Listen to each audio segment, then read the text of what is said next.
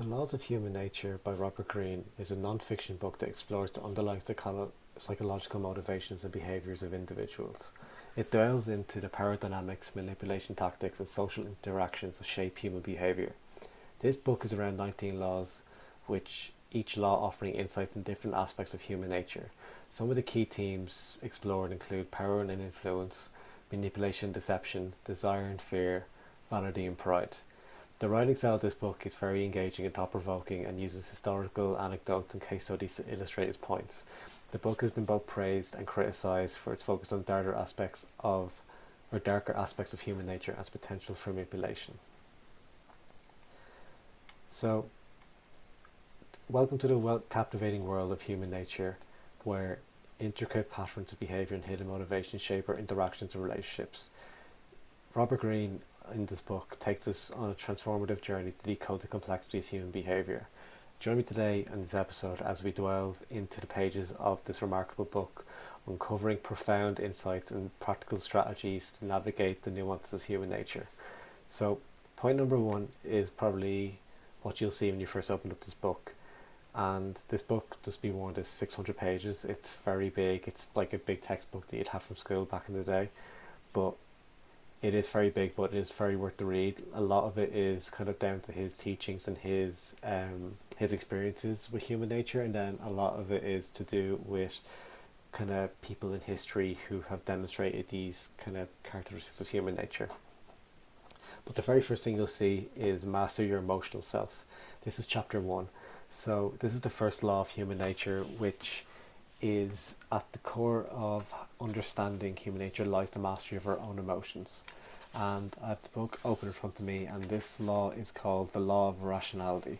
So Greene emphasizes the importance of emotional self-awareness, which is a skill that enables us to recognize and regulate our feelings. And by gaining control over our emotions, we become more conscious of our motivations and behaviors, which then empowers us to make more deliberate choices in our interactions with others. To exemplify this, picture a scenario where you find yourself in a heated argument with a colleague or family member or friend or whoever it is. So instead of allowing your emotions to escalate the situation, emotional self-awareness prompts you to take a step back, acknowledge your feelings and respond in a calm and collected manner. By doing so, you can foster effective communication, mutual understanding and ultimately resolving conflicts more constructively. And then this follows on from chapter 1. So chapter 2 is called Transfer Self-Love into Empathy, and this is the law of narcissism. So this chapter basically discusses how empathy is the ability to understand and share the feelings of others, and this forms the bedrock of genuine human connection.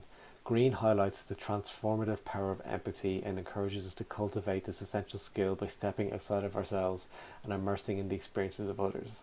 And by doing this, we foster deeper connections, nurture empathy within ourselves, and build harmonious relationships. So for an example, imagine encountering someone that you know who is visibly upset but hesitates to open up. Instead of dismissing their behaviour or jumping to conclusions, be kind of empathetic with them, offer some sort of listening, and offering support can create a safe space for them to share their concerns. By demonstrating empathy, you strengthen your bond with them and potentially provide solutions or solace during their challenging times. And then chapter 3 is discussing how we see through people's masks. So this is the law of role playing. And basically humans, beings often wear masks. So no matter who we're with, in a situation, we always put on a different personality and a different front or a different kind of guard, depending who we're talking to. So if I was talking to a family member or someone I'm really close with, I would probably put on a mask compared to if I met someone that I really respected and who was very famous, or someone I didn't really know. I'd put on a different mask for them. So what this chapter discusses is how human beings often wear masks, presenting different personas to the world.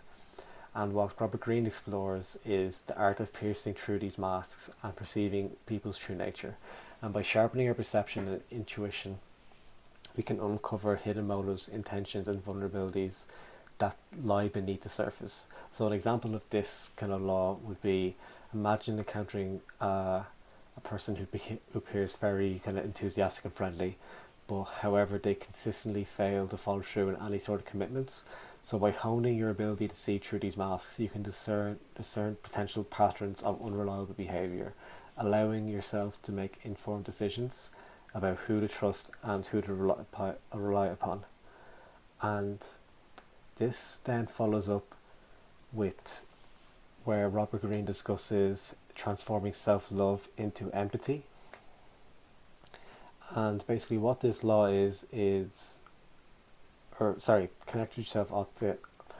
connecting with others. That was a mistake on my part. I kind of read the same law again. But yeah, basically Robert Greene talks about, being authentic. So lying at the heart, being authentic lies at the heart of building genuine connections with others. Robert Greene basically emphasizes the significance of expressing our true selves and seeking meaningful connections with like-minded individuals.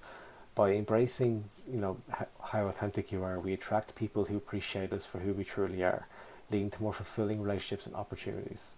So, for an example, think back to a time where you attended some sort of social event and felt pressure to put on a facade to impress others. But, however, by embracing, by how authentic you are and staying true to your values and passions, you allow yourself to attract individuals who align with your authentic self. And these connections are more likely to be genuine. It can lead to collaborations, friendships, or mentorships that are enriching and long-lasting. And then another point of this book that Robert Greene discusses is judging people by their actions.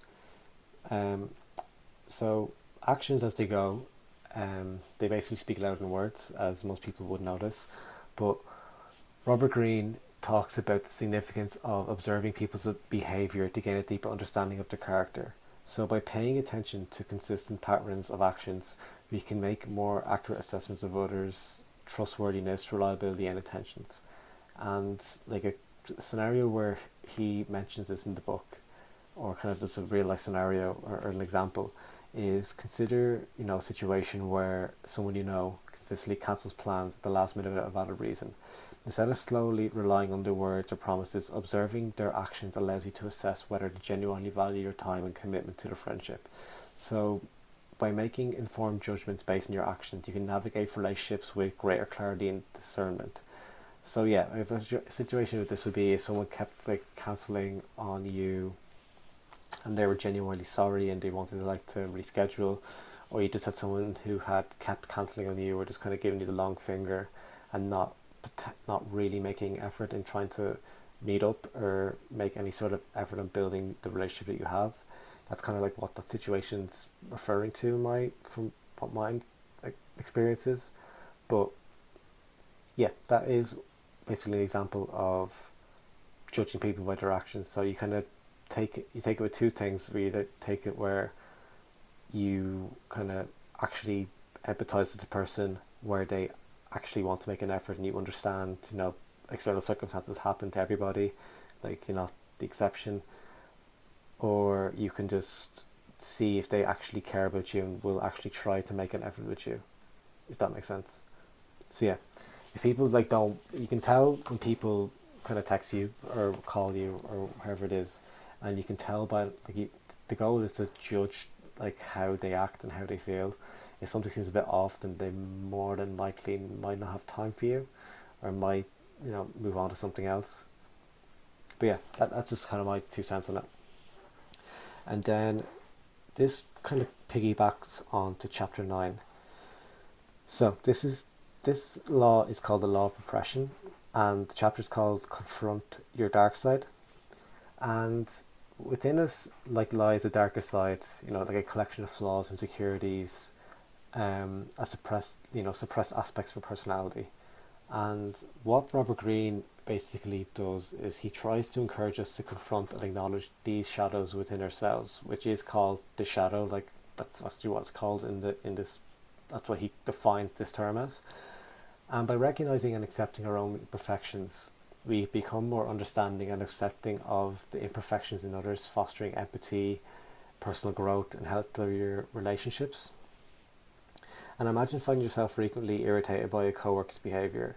Like by taking a step back and reflecting on your own securities or fears that may trigger these reactions, you can address them internally. This self-awareness allows you to approach the relationship with empathy and understanding, leading to improved dynamics and a much more positive work environment. And then he talks about another kind of law where, you know, people create compelling narratives. So stories have an extraordinary power to captivate and influence others. And Robert Greene explores the importance of crafting compelling narratives that resonate with people's desires, fears, and aspirations. By understanding the underlying structure of storytelling, we can effectively communicate ideas, inspire action, and influence other people's perspectives. Like, for example, when presenting a business idea or some sort of like plan, like incorporating a narrative that highlights your product or service, addresses a common problem that can evoke a stronger emotional response. And by appealing to the needs and aspirations of your audience, you can make your pitch more persuasive and memorable, increasing your chances of success. And yet this then follows on with learn to see people as they are. So to see people as they are, it requires us to go beyond our biases and assumptions, and it involves cultivating keen observation skills and developing the ability to understand other strengths, weaknesses, and unique qualities. And by listening, observing body language, and engaging in meaningful conversations, we can gain deeper insights into individuals, allowing us to form a more genuine and effective relationship. And then we go on to another law where it talks about awakening the Renaissance within you. And embracing this approach, this multidisciplinary approach to life, opens up new horizons. It expands our perspectives by pursuing diverse skills and knowledge. We become more adaptable and capable of understanding and connecting with a wide range of people. And it encourages us to think critically. I don't know why I can't read today. But it explores various fields of study and seeks out different experiences. And this multi-dimensional growth not only enriches our own lives, but also enables us to engage with others from diverse backgrounds, fostering empathy and open-mindedness. And then what I wrote down here is chapter 14, and this is another law which is called the law of conformity. So resist the downward pull of the group. And this essentially explains how a powerful influence on our behaviours and decisions, or a group conformity would often exert a powerful influence. And to resist this downward pull is essential to cultivate independent thinking and assert our individuality. So by examining our values and beliefs that we have, we make thoughtful choices that align with our authentic selves. So this would include, questioning assumptions, challenging the status quo, maintaining the courage to express our unique perspectives, and by staying true to ourselves, we can contribute to the group while maintaining our individuality. And then we have another law here, which is the law of envy. So beware of the fragility of great power. So great power comes with its own sets of risks and temptations. To avoid the pitfalls associated with power, it is crucial to practice humility and self-awareness and ethical decision making, and recognizing our own, basically staying grounded allows us to make sound judgments and act responsibly. By fostering an environment of mutual respect and consideration, we can leverage our power to uplift and inspire others rather than succumbing to the corruption that external influence may bring.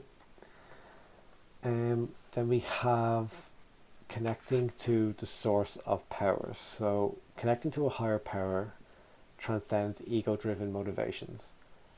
By aligning our actions and ambitions with a greater mission, we tap into the source of power that motivates and inspires us. This connection fuels our determination, resilience, and creativity. It encourages us to lead with integrity and serves a purpose beyond personal gain. By infusing our endeavours with meaning and sense of contribution, we can motivate and inspire not only ourselves, but with those around us. And Basically, the next law that we have is the law of gender rigidity. So basically reconnecting to kind of ourselves, and connecting to ourselves serves to our mortality serves as a powerful reminder to the limited time we have. It instills a sense of urgency in prioritizing meaningful interactions and relationships, and by recognizing the fragility of life, we become more present and appreciative of the moments we choose to share with others. This awareness fuels with our desire to create like long lasting connections, make a positive impact, and leave a meaningful legacy, and encourages us to live fully, love deeply, and cherish the relationships that we have. And another law is called the law of death denial, which is similar to kind of what I discussed. And this is, this is basically like if you knew that you were going to die like next week or in a month, what would you do with that week or month that you have, or even a year? Like, you live every day to your fullest. Like, you would not take any days for granted. You'd make the most of you. It basically, if you ever watch the film The Bucket List, it's basically you would take every single goal that you'd have or dream, and just basically Robert Greene is saying is that you should live like that. If you should live every day as if you only had a month left to live, or however long it is. You need to live life to the fullest. So yeah, that was a bit of a ramble there, but I shall press on. And he also has another law called the law of aimlessness, and this is advancing with a sense of purpose. So defining a clear sense of purpose provides a guiding light for our actions and choices. By aligning our pursuits with our purpose, we gain a sense of direction and fulfillment. It allows us to attract others who resonate with our mission, forming powerful alliances and collaborations. A strong sense of purpose enhances our presence, and it becomes a driving force that propels us forward even in the face of challenges, and inspires others to join us on our journey. And as well as that, when you combine the rational and the emotional, we understand the interplay between reason and emotion is key to effective communication and influence. And by appealing to both the logical and emotional aspects of others' decision-making processes, we can make persuasive arguments. This involves basically presenting facts and evidence to support our viewpoints, while also connecting emotionally by tapping into shared values and aspirations. By striking the right balance between reason and emotion, we can engage others on a deeper level, fostering understanding and influencing positive outcomes. So yeah, that's just basically a summary of the book. It is like 600 pages, so of course I might have missed a good bit of it to discuss. But I think if you sat me down in a room and asked me what are my key takeaways from this book, I have like 15 like short ones, but I think the most important takeaways to take from this book, if you not even bother reading this, but essentially I'm gonna like just kind of go summary. Basically, all the laws I discovered is like my key takeaways. So, master your emotional self, which develops emotional self-awareness, understand your motivations and behaviors. This enables you to make conscious choices in your interactions with others. See through people's masks, like sharpen your perception and intuition to uncover hidden motives, intentions, and vulnerabilities that lie beneath people's facades. Transform self-love into empathy. So cultivate empathy by stepping outside of yourself and immersing in the experience of others, fostering deeper connections and nurturing harmonious relationships. 4, I'd have connect with others authentically, embracing yourself, being authentic, and express your true self to attract like-minded individuals who appreciate and value you for who you are, and leading to more fulfilling relationships and opportunities. Again, judge people by their actions. Pay attention to consistent patterns of actions to assess others' trustworthiness, reliability, intentions, enabling yourself to make informed judgments in your relationships. I'd also have discover your dark side, so confront and acknowledge your own flaws, insecurities, and suppressed aspects of your personality that cultivate empathy and personal growth and healthier relationships with others. Create compelling narratives, so craft stories that resonate with people's desires, fears, and aspirations to effectively communicate ideas. Inspire action, influence others' perspectives. understand, human desires and fears, like identify and tap into the fundamental desires and fears that drive human behavior. Um, Practice active listening, so engage in active listening to truly understand others and establish deeper connections. And yeah, I think that's pretty much kind of what I take from, like, those are my key takeaways that I take from the book. I do have a few notes written down on my kind of like my diary, which when I read the book all those years ago, kind of what I took out of the book, so I might not be completely fresh as it was like 4 years ago. But I remember like just kind of flicking through the book, some parts that I highlighted that I found like that really resonated to me to this day. And I really would recommend, especially if you do like reading, I would recommend reading this book. I wouldn't read this book now if you were not a skilled reader, because you probably will give up on it after about 10 pages. But yeah, like I said, these takeaways merely scratch the surface of the valuable insights and wisdom contained within the laws of human nature. Um, I would, of course, encourage you to grab a copy of the book yourself, but I'm not going to tell you what to do because that's just not who I am. So yeah, my conclusion is of this book that it offers often uh, offers a treasure of insights and strategies to navigate the complexities of human behavior. And I find by mastering our emotional selves, seeing through the masks, cultivating empathy, and observing actions, acknowledging our dark side, and harnessing the power of storytelling, we unlock the potential to understand, connect with, and influence others effectively. I would definitely recommend embarking on this transformative journey, and you'll discover a deeper understanding of yourself and the people around you. And by embracing the laws of human nature, and let them guide you towards greater fulfillment and success in your personal and professional relationships. And yes, that I'm going to call it there because I've been talking for 22 minutes, and I actually really enjoyed that podcast. It's been a while since I talked about a book. I think my last podcast upload was 2 months ago, and yeah, it's good to be back. Hopefully to get into a rhythm of things, that I'm actually have my own desk again and stuff like that. Hopefully many more to come. I don't know what book I'll talk about next, or I can just do a podcast just on random things. But yeah, if you enjoyed that, let me know. I'm not going to ask for likes and shares and anything like that, because I don't really want this to be too public, because I don't really want a lot of people to listen to this, only just people who actually kind of care about this kind of thing. But yeah, thanks very much, and I will be on again very soon. So stay tuned for the next episode. Alright, have a good day. Bye bye.